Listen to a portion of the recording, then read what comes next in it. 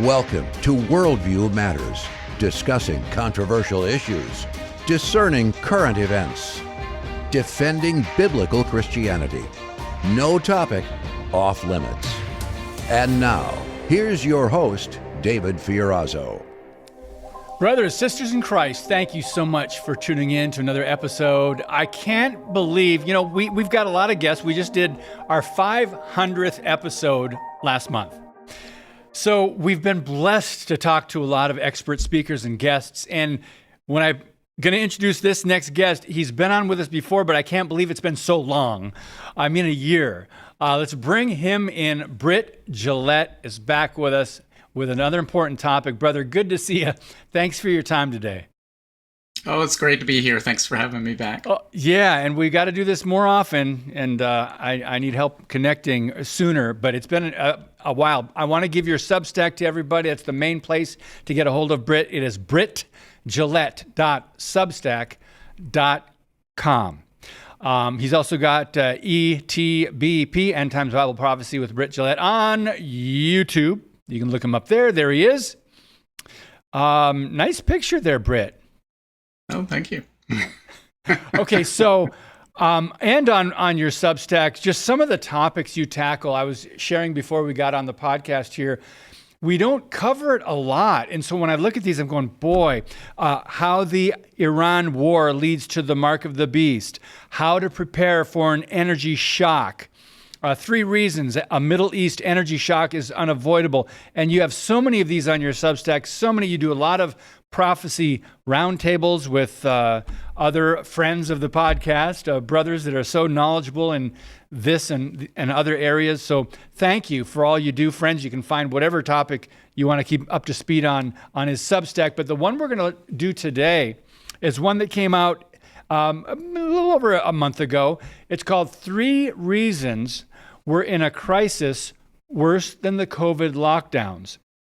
We're going to focus on the reasons and what's happening. So my first question, Britt, is the fact, I just want to ask you, because you talk about oil and gas production, and we don't really think through these things, and the media doesn't do a service and report accurately and with the right perspective a lot. It's always, they want to put the bad on Donald Trump and Republicans, right? Well, there's more to it if you look at what you're walking through here. So let's go through this article and talk about just the importance of what's happening over there, the Strait of Hormuz being shut down and oil tankers not being able to get through, and kind of like the backlog that causes. So start, and then I'll just ask a follow-up question.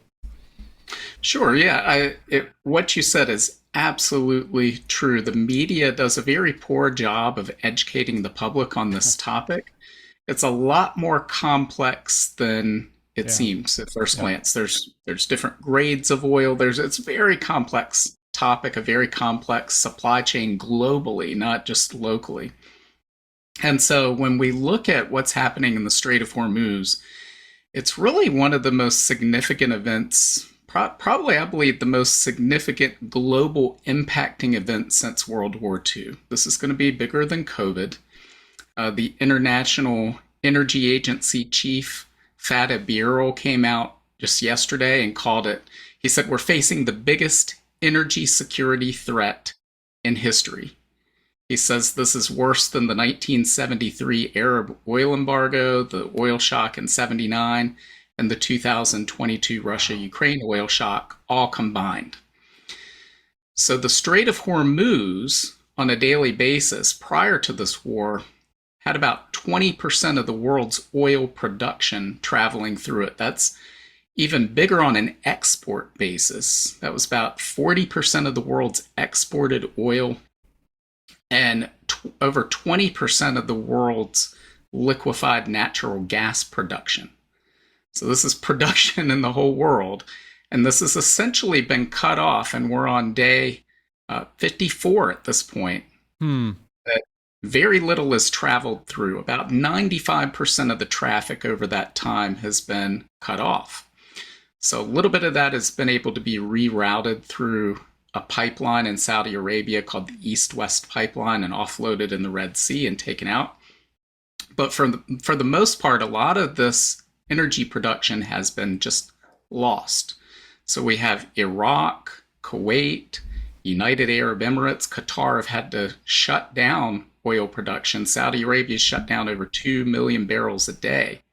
When you shut down an oil well, it's not like flipping a light switch or pushing a button on your computer. You can just push the button and turn it back on again. It takes time to do that. And we don't know what damage has been done to those wells and how quickly they'll come up if they'll produce what they did before. So what's happened is once the strait was effectively closed, they began to continue to put what they could on tankers till all the tankers were full. Then they put what they can into storage facilities. And once those were all full, they had to cap those wells. And so we know that there's a minimum of 11 million barrels per day of oil that's been shut off. That production has been shut off. And in addition to that, we have damaged facilities throughout the Middle East. In the case of the Ras Laffan industrial city in Qatar, which is responsible for producing 20% of the world's liquefied natural gas, about 17% of that facility was damaged to the point where they've said it will take 3 to 5 years to repair. So that section is equivalent to almost 3% of the world's annual liquefied natural gas taken offline for 3 to 5 years. So these are very significant long-term issues. And we hear in the media, oh, it's no big deal. The stock market's fine. Oil prices are down is what they tell us. And this is not going to last for long. This is going to be a big deal, as people are going to see, because let's say that the war comes to an end today, everything goes back to normal. It takes time to reroute the ships logistically to go back into the Gulf to get resupplied. You may have mines that need to be swept, so we don't know what that timeline looks like. But then they would begin to empty those storage facilities.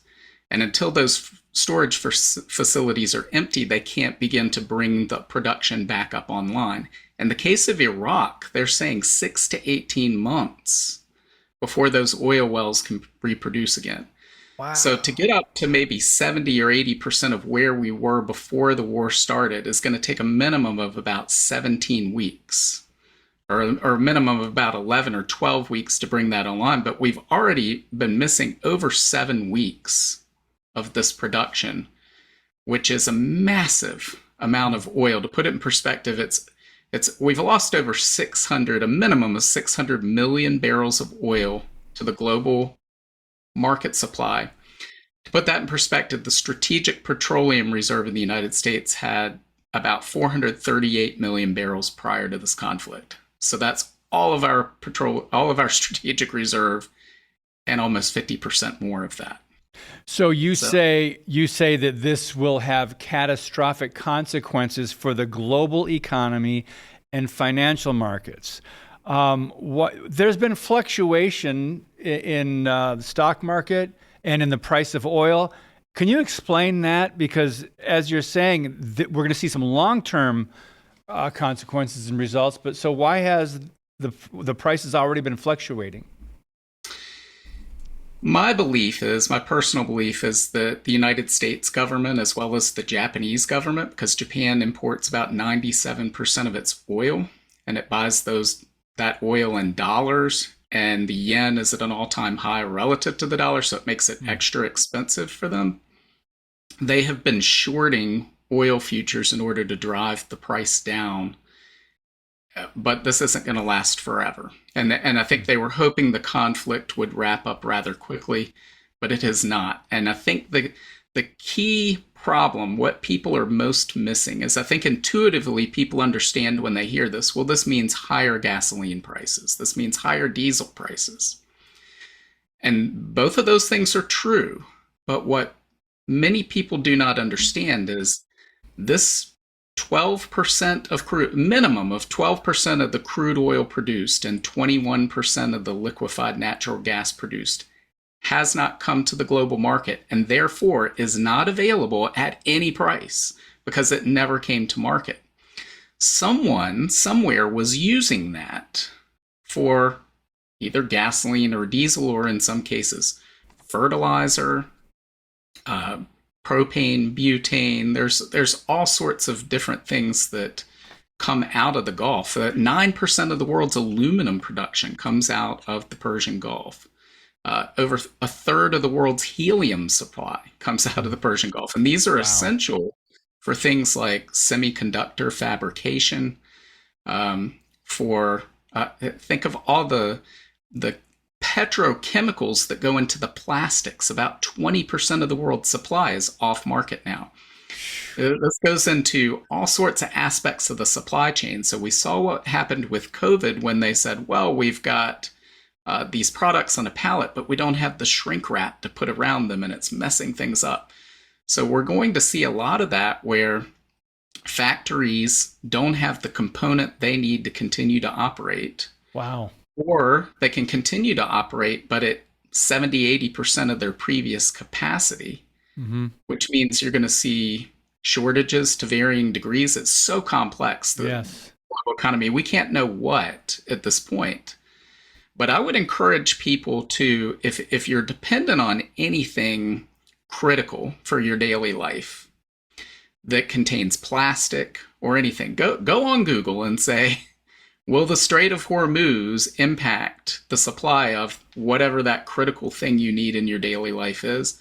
And if that's the case, try to get a little bit of extra, because don't depend on it always being available on a store shelf when you need it, because as this works its way through the supply chain, and it'll take several months in many cases, all the way up to a year in some cases, we're not going to know exactly what this impacts, or people aren't going to realize the impact of this until that time frame. But in the meantime, this has impacts on jobs, because if the factory produces less, it needs less workers, or if the factory can't produce at all, it lays off its workers. And then those workers can't afford to buy more products in the economy. So there's a direct correlation between energy use and economic activity. And when you take away this big of a percentage of the world's energy supply, you're going to see declining economic activity, depression level declines in economic activity. The only question at this point is, how severe and long lasting will this be? And this is all good, because we need to think about this and consider this, and not freak out and worry, because we don't need to worry. We have a God who is sovereign, who sees this coming, knew this was coming, but we need to do what we can to prepare. And I like one thing you said in your article, Britt. First, I know most people don't understand that all that has happened in the Middle East will lead to directly affecting their lives. You say the war, and this is from your article, the war isn't simply resulting in higher energy prices, it's resulting in less energy. And then you say nothing moves without energy. So we're trying to connect the dots here. Can you help us walk through that point a little bit more in depth? So to put things in perspective, a third of the world's fertilizer, because a lot of this liquefied natural gas, other products from the Gulf go into creating synthetic fertilizers. A third of the world's fertilizer is exported from the Persian Gulf. That's been cut off. Because there's less supply of that, we've seen China restrict its exports and Russia restrict its exports. They're the number one and number two exporters of fertilizer in the world. Why would they do that? They're protecting their domestic supply for their own people. Because if you apply less fertilizer to your crops, you get fewer of them. And so and this isn't something that you can make up for lost time. You have to apply the fertilizer at the correct time in the production cycle. Otherwise, you don't get the yield you want. And so if this is a temporary issue with the Strait of Hormuz, this probably just leads to some moderately higher food prices, if even that, over time. But if this persists, then you're going to have lower crop yields, and we're going to eat into food inventories that we have and it's going to lead to severe problems throughout the world, skyrocketing food prices, and in extreme cases, famine. So this is some of the second and third order effects of this that people haven't really thought about. And the same is true of pretty much every product. If you take the time to look around your home at every product you use in everyday life, almost all of it begins with fossil fuels. Anything with plastic in it has touched that fossil fuel supply chain. And I live in the United States. Here I've heard a lot of people say, well, this won't affect us because we're energy independent. But that's simply not true.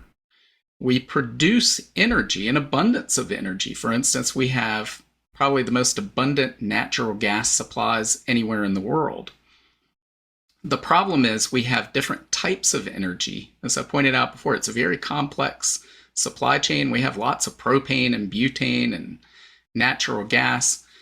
We don't have the ability right now to turn all of that into liquefied natural gas and ship it to everybody that needs it. And while we've been told we're a net exporter of petroleum, we are a net importer of crude oil.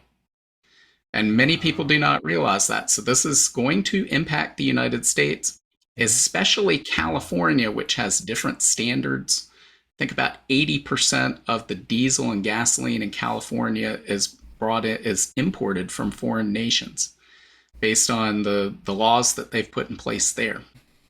And so this is going to lead to higher prices, and it's going to lead to shortages. Not as bad in the United States as some places, like, say, Bangladesh and the Philippines and Pakistan.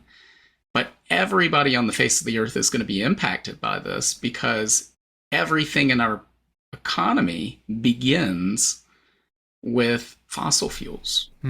And so from the food we eat to the plastics that are in the products we have to the jet fuel that powers our planes, all of this, and a huge portion of this has just simply been taken away. So again, it's not a matter of, yes, there are higher prices on what's left, but what never got to market cannot be used. And that means the global economy has to shrink. This is basic math. Yeah. It's physics. There's no other way to get around this. Why the market has not realized this yet, I do not know, other than we know the Treasury Secretary, Scott Bessent, said in the first few days of the war, he floated the idea of shorting oil futures in order to bring the price down. And we saw on March 8th, Sunday night, the oil futures went up to $120 a barrel. The next morning, they were down at $90. And President Trump gave a press conference and he said, gas prices are going down. We've done that. And I think what he meant was what Secretary Bessent had mentioned had been done, because there's no other explanation for why this wouldn't happen. I mean, we saw oil prices go much higher during Russia-Ukraine when there was the idea, the theory that 2 to 3 million barrels of oil per day might be taken off the market. It ended up being about 2 to 300,000 in reality. Now we know for sure at least 11 million barrels. And one thing that I have not mentioned is, quietly, in the backdrop of all of this, Ukraine has been carrying out attacks against Russia through the whole month of March and continuing into April against Russian oil facilities, and specifically Russian oil export facilities. So much so that 40% of Russia's oil exports have been taken offline. And behind Saudi Arabia, they're the number 2 exporter of oil in the world. So we're looking at another 2 million barrels of oil per day on top of that. Yeah. Then we also have the current blockade, the naval blockade against Iran by the United States to keep them from sending oil to China and other nations to try to put economic pressure on the Iranian regime. The reason that wasn't done from day one of the war is that makes the problem worse. Now we're taking another 2 million barrels of oil per day off of the market.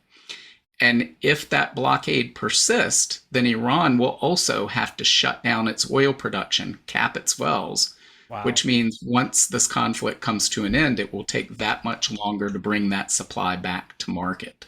So this is a real crisis. It's not an exaggeration when the IEA chief says this is the greatest energy security threat in history. It really is the biggest, most impactful global event since World War II. When you think about all the people that are going to be impacted by this, Hmm. there really isn't anything else Yeah. on that scale that we've seen other than the pandemic. And this is going to be worse than that, because that was, in many cases, voluntary partial shutdowns, versus here, the oil is not there, and therefore it cannot be used.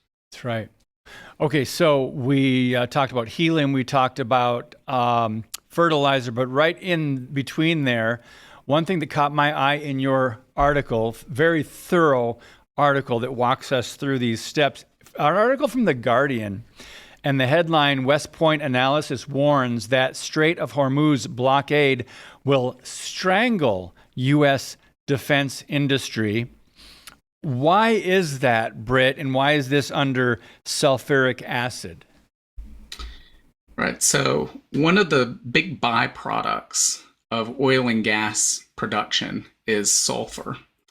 And about 90% of the world's supply of sulfur comes from the petroleum industry and oil and gas production.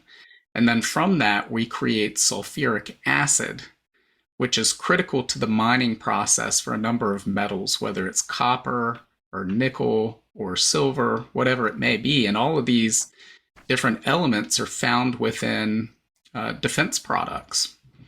So if they are unable to mine these metals, then what's available is going to become higher in price. It's going to become harder to find. We'll have shortages of those as well. So this really just, it does trickle down into every single aspect of the economy.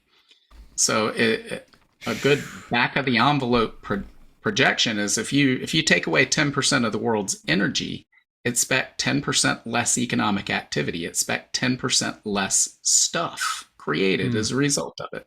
Mm-hmm. And this is going to be unevenly distributed through the global supply chain. So that's why I say it's so complex. We can't know really where the biggest problems with all of this are going to be until this process plays out. Yeah.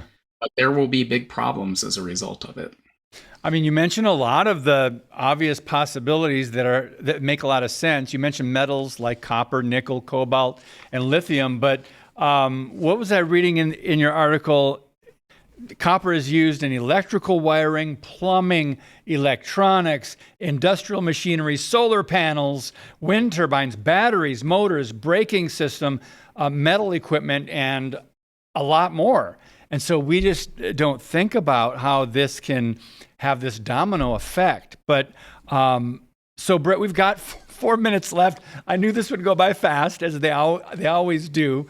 What else can you share? I know you tell people not to panic, but to prepare, and we need to keep our faith in God. But what other point, maybe from the article, do you want to just share that we didn't get to? Or obviously some encouragement, just help us understand this a bit more.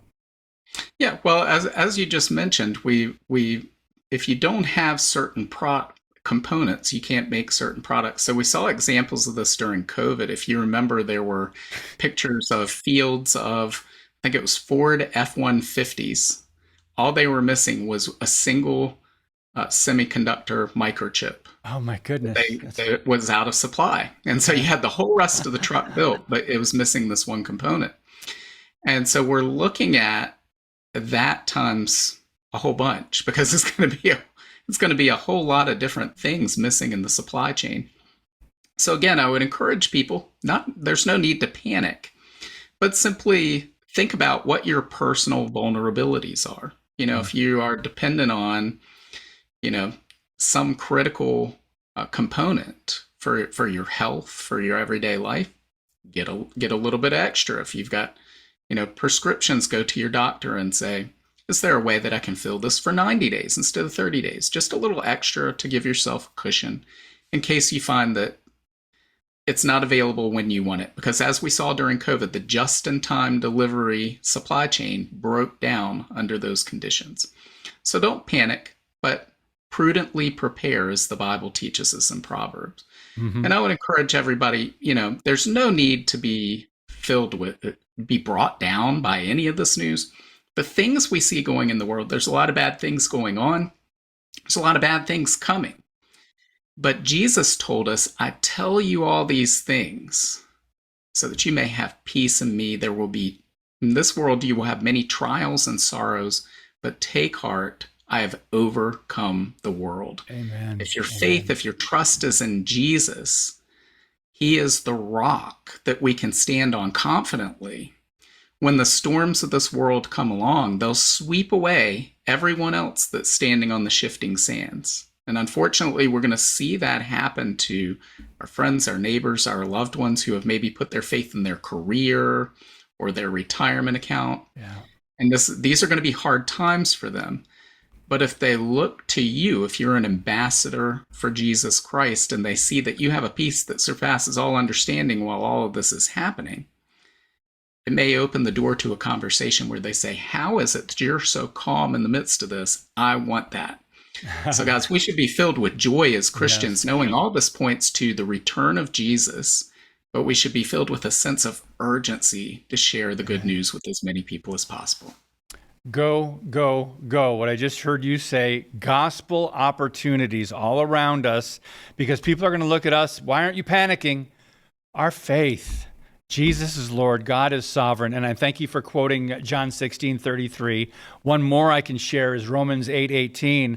For I consider that the sufferings of this present time are not worth to be compared with the glory that is to be revealed to us. So friends, we've got so much to look forward to, but we've got to get through the now. And there are a lot of people who need to hear about this good news about our Savior, Jesus. And that's who we have placed our faith and trust in. And we're just so thankful that this life is not all there is, but a lot of people are panicking because to them, they don't have a future hope. So Britt, thank you so much. BrittGillette.substack.com. We've got to do this again sooner, brother. All right, let's do it. Absolutely, anytime. All right, thanks for your time, brother. God bless you. Friends, thank you so much for sharing. This is another good one to share. We don't talk about this topic enough, but again, it's to prepare and get that perspective, not to cause any panic. Of course, trusting God. Thank you so much again. God bless you, and as always, keep speaking the truth about things that matter.